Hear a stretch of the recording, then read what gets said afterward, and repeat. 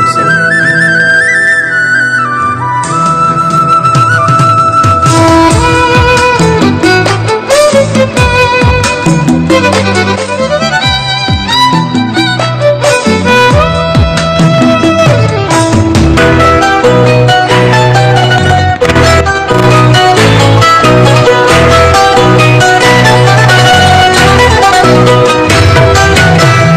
పదములు చాలని ప్రేమ ఇది, స్వరములు చాలని వర్ణనిది. పదములు చాలని ప్రేమ ఇది, స్వరములు చాలని వర్ణనిది. కరములు చాపి నిన్ను కౌగిలించి పెంచిన కన్నవారి కంటే ఇది నిన్నయైన ప్రేమ. వారిని సహితము కన్న ప్రేమ, ప్రేమ ఇది యేసు ప్రేమ. ప్రేమ ఇది తండ్రి ప్రేమ, ప్రేమ ఇది ప్రాణమిచ్చిన ప్రేమ. కలువరి ప్రేమ, ప్రేమ ఇది యేసు ప్రేమ. ప్రేమ ఇది తండ్రి ప్రేమ, ప్రేమ ఇది ప్రాణమిచ్చిన ప్రేమ. కలువరి ప్రేమ. పదములు చాలని ప్రేమ ఇది, స్వరములు చాలని వర్ణనిది.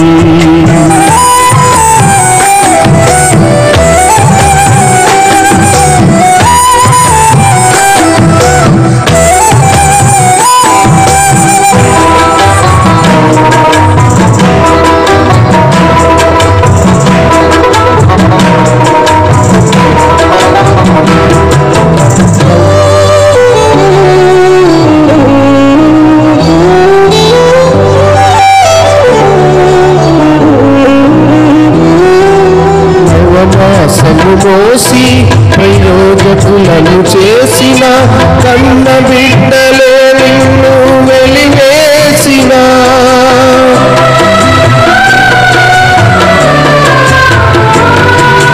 నవమాసము మోసి ప్రయోజకులను చేసిన కన్న బిడ్డలే నిన్ను వెలివేసిన.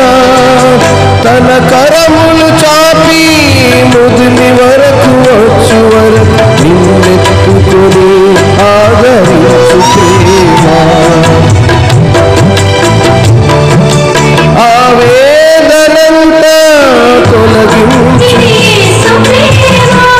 ప్రేమ ఇది, ప్రేమ ఇది ప్రాణమిచ్చిన ప్రేమ. కలువరి ప్రేమ. పదములు చాలని ప్రేమ ఇది, స్వరములు చాలని వర్ణనిది. నా దేవుడి ప్రేమకు పదములు చాలు. నీ కుమారులు కని కుమార్తెలు కని వాళ్ళను పెంచి పోషించినప్పటికీ ముదిరి వచ్చే సమయంలో వారు నేను విడిచిపెడతారేమో కానీ ఆయన నమ్మిన నీవు ఒక స్త్రీగా ఈ సమాజంలో ఘనత కలిగిన నీవు దీవెనకరముగా ఉండుట దేవుని చిత్తంలో ఉంది.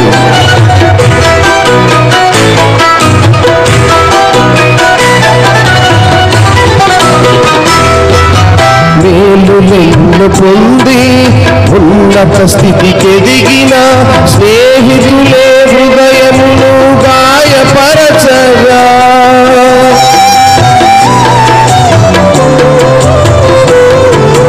మేలులెన్ను పొంది ఉన్నత స్థితికి ఎదిగిన స్నేహితులే హృదయమును గాయపరచగా. మేలులతో నింపి అద్భుతములు చేసి క్షమించుట నేర్పడి ప్రేమ. శాంతితో నిన్ను నడిపించడి ప్రేమ. ఇది యేసు ప్రేమ, ప్రేమ ఇది తండ్రి ప్రేమ. ప్రేమ ఇది ప్రాణమిచ్చిన ప్రేమ. కలువరి ప్రేమ. పదములు చాలని ప్రేమ ఇది, స్వరములు చాలని వర్ణనిది, పదములు చాలని ప్రేమయిది, స్వరములు చాలని వర్ణనిది. కరములు చాపి నిన్ను కౌగిలించి పెంచిన కన్నవారి కంటే ఇది నిన్నయైన ప్రేమ. వారిని సహితము కన్న ప్రేమ, ప్రేమ ఇది యేసు ప్రేమ, ప్రేమ ఇది తండ్రి ప్రేమ, ప్రేమ ఇది ప్రాణమిచ్చిన ప్రేమ, కలువై ప్రేమ, ప్రేమ ఇది యేసు ప్రేమ, ప్రేమ ఇది తండ్రి ప్రేమ, ప్రేమ ఇది ప్రాణమిచ్చిన ప్రేమ, కలువై ప్రేమ. ఇది యేసు ప్రేమ, ఇది తండ్రి ప్రేమ, ప్రేమ ఇది ప్రాణమిచ్చిన ప్రేమ, కలువై ప్రేమ. Praise God. దేవుని పరిశుద్ధమైన ఉన్నతమైన నామములో ఈనాటి ప్రత్యేక దినములో దేవుని మహాకృపలో దేవుని మనము స్తుతిస్తూ ఆరాధిస్తూ ఉన్నాం. ముఖ్యంగా ఈ రోజును మనం జ్ఞాపకం చేసుకుంటే, ఈ రోజును అంతర్జాతీయ స్త్రీల దినోత్సవము అనేటువంటి కార్యక్రమము ప్రపంచమంతా కొనసాగిస్తున్న దినోత్సవం. నిజంగా ఇది చాలా గొప్పదిగాను ఘనత కలిగేదిగాను ఉంది. ఎందుకు ఈ విషయాన్ని మనం జ్ఞాపకం చేసుకోవాలంటే, ఒక 2-3 మాటలు మాత్రమే చదివి నేను ఈనాటి ఈ యొక్క అంతర్జాతీయ స్త్రీల కూడికను ముగిస్తాను. ఆ మాదిరిగానే మన జరుగుతున్న ఈ దినాలు శిలువ శ్రమ ధ్యానాలు కూడా జరుగుతూ ఉన్నాయి గనుక అన్నిటినీ మనం జ్ఞాపకం ఉంచుకొని ముందుకు కొనసాగవలసినటువంటి ఆవశ్యకత మన పైన ఉంది. మెట్టుకు ఈ ఉమెన్ అనే మాటను మనము జాగ్రత్తగా గమనిస్తే, W ఫర్ వర్షిప్ ఆరాధించే స్త్రీగాను, O మీన్స్ ఒబీడియంట్ విధేయత కలిగిన స్త్రీగాను, M మీన్స్ మెడిటేట్ ధ్యానము చేసేటువంటి స్త్రీగాను, E మీన్స్ ఎన్లెక్టెడ్ జ్ఞానోదయం కలిగినటువంటి స్త్రీగాను, N మీన్స్ నోరిష్ పోషించేటువంటి స్త్రీగా. స్త్రీ ఇలా అనేక పాత్రలు కలిగినటువంటిదిగా ఉంటుంది. ఇది సమాజంలో మనము గమనిస్తున్నటువంటి ప్రతి స్త్రీకి దేవుడిచ్చిన కృప.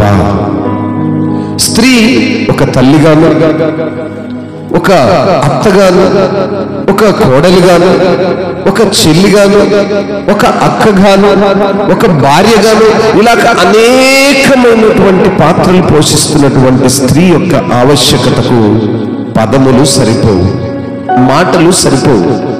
ఎందుకనగా తల్లి గర్భము నుంచి తను పడుతున్న ప్రయాస, తన యాత్ర ముగింపు వరకు కూడా బిడ్డలపై, తన కుటుంబంపై ఆ స్త్రీకి ఉన్నటువంటి తపన, అంటే పురుషుడికి లేదని కాదు కానీ స్త్రీ యొక్క ఆ విధానం వేరు, పురుషుని యొక్క విధానం వేరు. స్త్రీని గురించి మనం ప్రత్యేకంగా జ్ఞాపకం చేసుకుంటే, మనం ఎప్పుడు కూడా ఆదికాండంలో ఒక మాటను చూస్తాం. ఆదికాండము జెనసిస్ చాప్టర్ 2:22. ఆదికాండము 2వ అధ్యాయము 22వ వాక్యం చూద్దాం. తరువాత దేవుడైన యెహోవా తాను ఆదాము నుండి తీసిన ప్రక్కటెముకలుగా స్త్రీనిగా నిర్మించి ఆమెను ఆదాము వద్దకు తీసుకొని వచ్చెను. చాలు. ప్రియులు, ఇక్కడ గమనించినట్లయితే దేవుడు స్త్రీని పురుషునిలో నుంచి తీసుకున్నాడు. మొదట పురుషుని దేవుడు మంటి నుంచి నిర్మాణం చేసిన తర్వాత తనకు చాటి అయిన సహాయముగా ప్రారంభములోనే తన యొక్క ప్రణాళికలోనే స్త్రీ అనేది సహాయకారి. స్త్రీ అనే ఆమె పాత్ర ఆరంభం నుంచి కూడా ఆయన సృష్టి ఆరంభంలోనే తన యొక్క మరి ఆదాము యొక్క ఎముకలలో నుంచి తీసి ఆమెను స్త్రీనిగా నిర్మించినప్పుడే ఆయన ప్రణాళిక ఏంటంటే ఆమె ఎటువంటిదట, ఆమె మరి తనకు చాటి అయిన సహాయము, ఆమె స్త్రీ మరి చాటి అయిన సహాయము, పురుషునికి చాటి అయిన సహాయము, కుమారునికి చాటి అయిన సహాయం, భర్తకు చాటి అయిన సహాయము, తన యొక్క రక్త సంబంధులకు చాటి అయిన సహాయము కలిగినటువంటిదిగా దేవుడు స్త్రీ పాత్రను ఎత్తిపెట్టాడు. చాలా మంది స్త్రీలను నేను చూస్తుంటున్నాను. చాలా కుటుంబాల్లో స్త్రీల యొక్క గొప్పతనాన్ని ఘనతను చూసినప్పుడు నిజంగా పురుషుని యొక్క ప్రయాస బహిర్గతంగా కనపడుతుంది, స్త్రీ యొక్క ప్రయాస అంతరంగంలో కనపడుతుంది. మనం అంతరంగంలోనికి వెళ్ళి పరిశీలించినప్పుడు స్త్రీ పాత్ర పదములు చాలనివి, వర్ణించటానికి సరిపోనటువంటి అటువంటి స్త్రీ. ఇక్కడ మొదట మనం చూస్తే దేవుడు స్త్రీని మరి ఆదాము యొక్క ప్రక్కటెముకలలోంచి తీశాడు. ఆ తర్వాత ఆమె స్త్రీ పాత్ర నుంచి తల్లి పాత్రగా వచ్చినప్పుడు ఆమె ఎలా ఉంటుందంటే మనము చూస్తే ఒక తల్లిగా ఆమె ఎలా ఉంటుందంటే యెషయా గ్రంథము Isaiah chapter 66 verse 13. Isaiah chapter 66 13.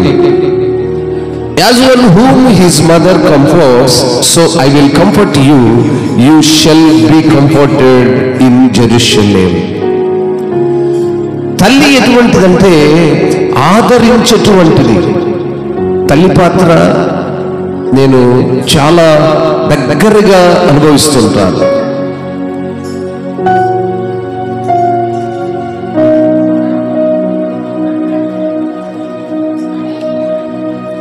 మా అమ్మ సజీవంగా ఉంది.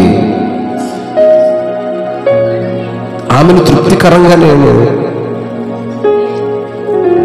చూడలేనేమో కానీ ఆమె పాత్రను మాత్రం నేను అనుభవిస్తూనే ఉంటాను. ఉదయకాలం లేచి సాయంకాలం వరకు నేను ఆయా పనులపై ప్రయాసంతో పరుగులెడుతున్న సమయంలో నేను కనిపించగానే మా తల్లి ఎంతో ఆదరణగా ఆ పలుకులో, ఆ పిలుపులో, ఆ ఆప్యాయతలో తల్లి యొక్క అఫెక్షన్ నేను అనుభవిస్తూ ఉంటాను.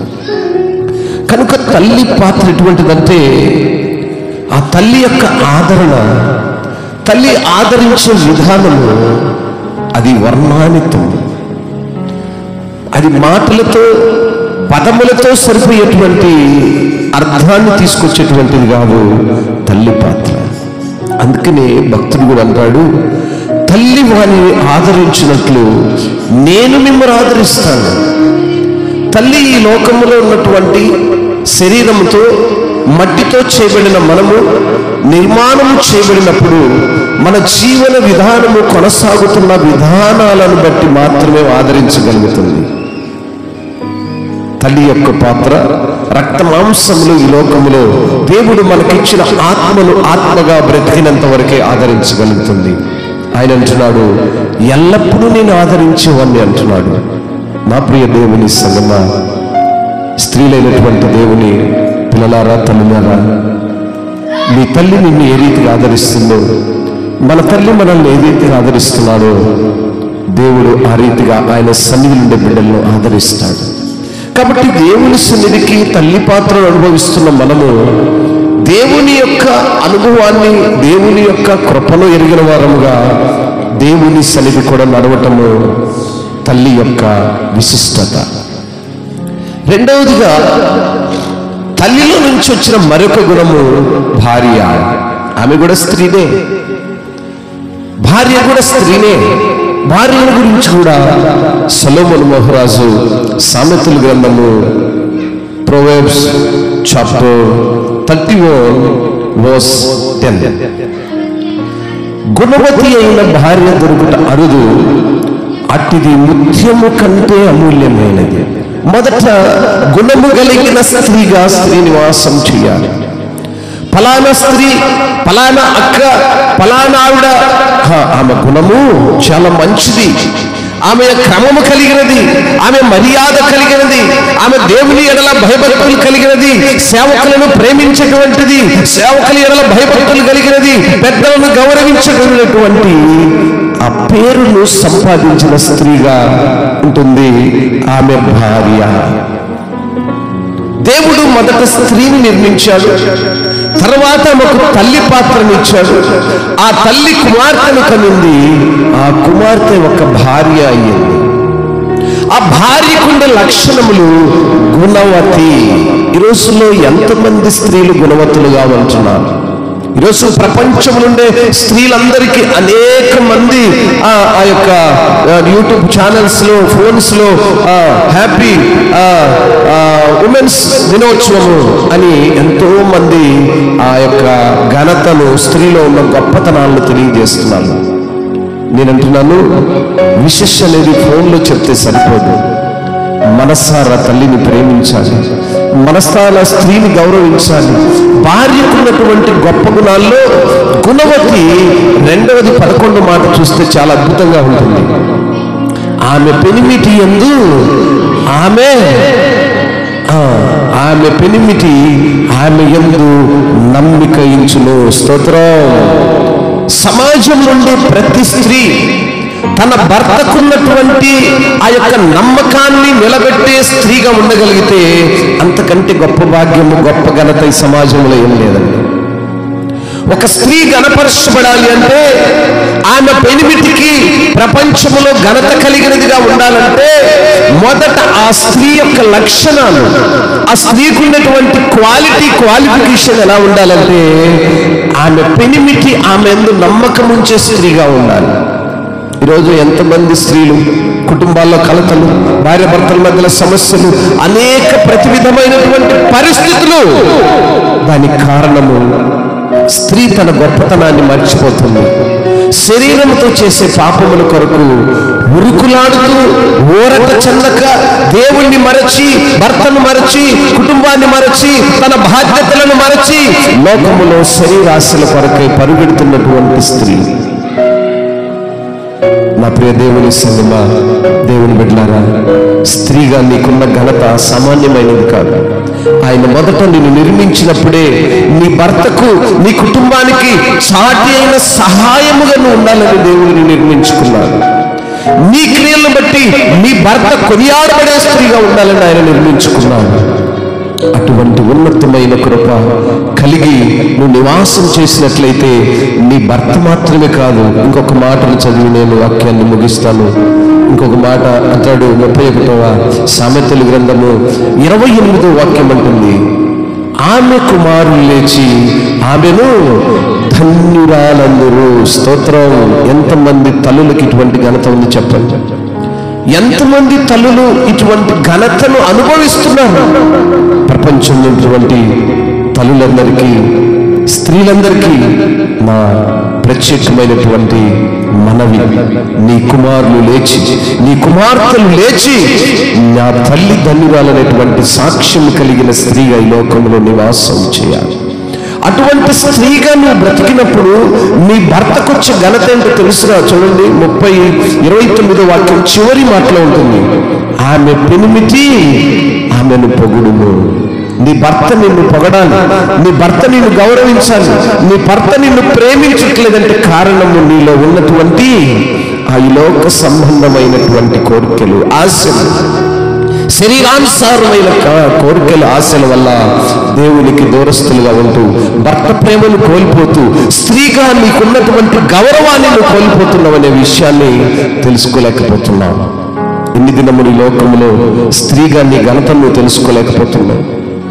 ఇంకా అంటాడు, ఆ తల్లికి, ఆ స్త్రీకి ఉండే గొప్ప లక్షణం ఏంటి తెలిసిన?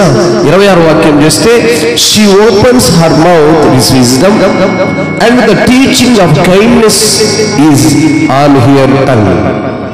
ఏ తల్లి అయితే జ్ఞానము కలిగి తన నోరు తెరుస్తుందో కృపగల ఉపదేశం బోధించేదిగా ఉంటుంది. స్తోత్రం! ఎంత చక్కని మాట కదా. స్త్రీ ఉపదేశమును బోధించేటువంటి తల్లినిగా దేవుడు సిద్ధపరిచాడు.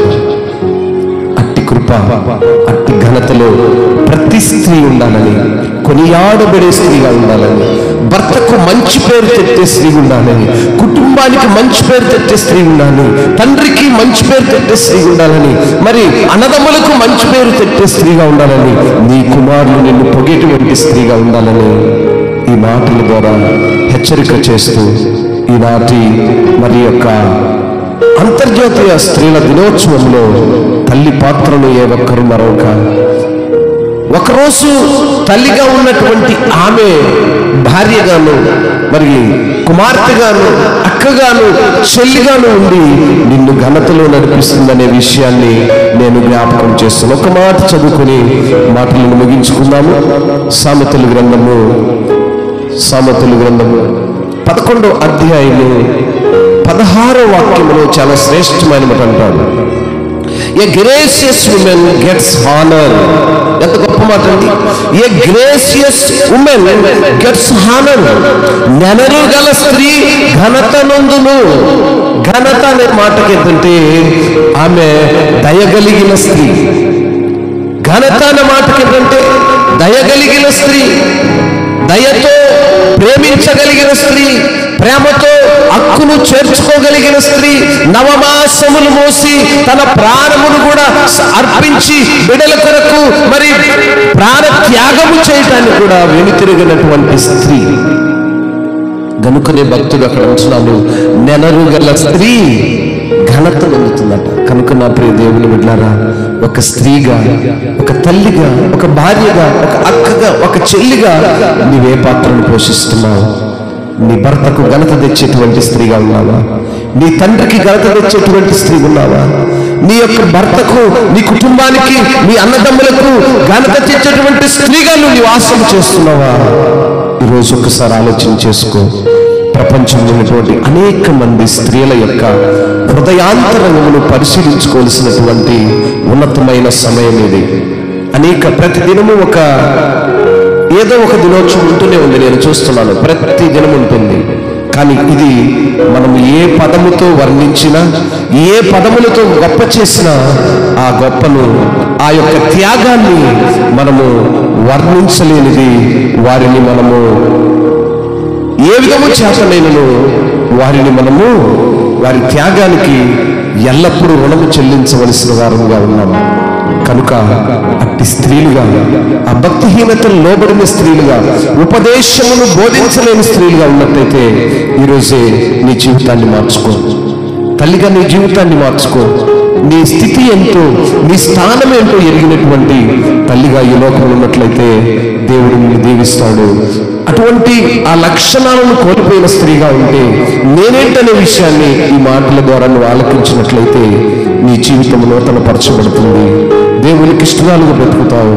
అట్టి కృపలో దేవుడిని దీవించి ఆశీర్వదించును గాక. ఈ మాటలు విన్నటువంటి ప్రతి స్త్రీ హృదయములో ఒక నూతన అధ్యాయము తెరవబడి నూతనమైనటువంటి మార్గములో నడుచుదురుగాక. ప్రార్థన చేద్దాం. పరిశుద్ధుడా, నీ ఘనమైన పాదాలను బట్టి వందనాలు. ఈ ప్రత్యేక సమయంలోనైనా ఈరోజు ప్రభువా, శిలువ ధ్యానములు, సమల ధ్యానములు జ్ఞాపకం చేసుకున్న ఈ తరుణంలో తల్లిగా తండ్రి ఆ స్త్రీకి ఇచ్చిన పాత్రను మీ లేఖన ద్వారాలోని కొద్ది మాటల ద్వారా మేము నెమరేసుకున్నాం. నెనరుగల స్త్రీ అనగా దయగలిగిన స్త్రీ ఘనత నొందుతుంది అన్నావు. ఎస్, అవును నాయనా.